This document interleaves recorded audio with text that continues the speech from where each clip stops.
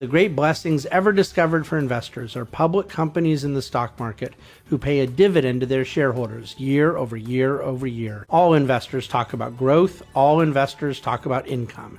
But what we want to talk about is the growth of income. Think about ownership in an apartment building. You know what you paid for the building, but your focus is on rental income, and you want to run the building well enough to see the rents grow year over year. That building may go up or down in value in different months or different years, but you probably wouldn't even know, let alone care. You care about the growing income, which, by the way, also means a growth of value, because an underlying investment growing the cash it returns to shareholders will eventually see its value go higher too.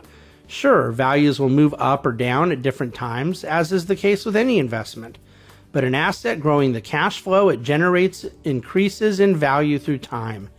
With dividend growth stocks, you get all of the above: growth, income, and value by investing in well-managed companies, growing their profits, and then from those earnings, paying their shareholders a dividend. This allows one to reap rewards from the investment continually, not constantly deferring the reward, which means building up the risk.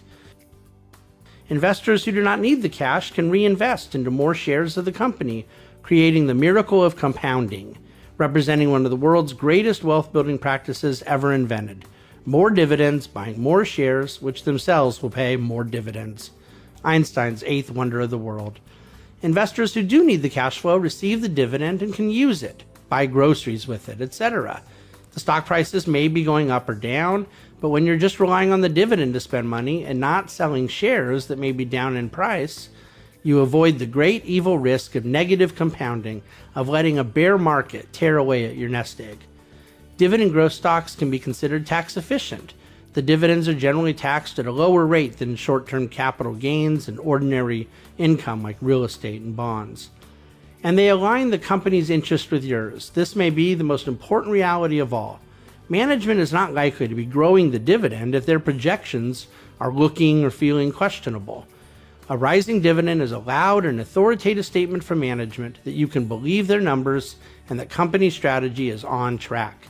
In a generation riddled with accounting scandals and earnings revisions, the benefit of this cannot be understated. Can truly wonderful companies with strong balance sheets and a history of paying growing dividends still see up and down movements in their stock prices? Of course. But as a dividend growth investor, you can benefit from that reality, buying more shares with reinvested dividends at lower prices. And as an income investor, you can beat the enemy of inflation as you receive a raise year over year, because your income grows regardless of market conditions. Do bonds offer growing income flows? No, they are fixed. That's why they call it fixed income. What about a stock with no dividend?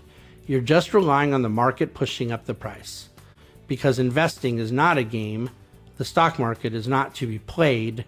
Rather, you ought to be paid.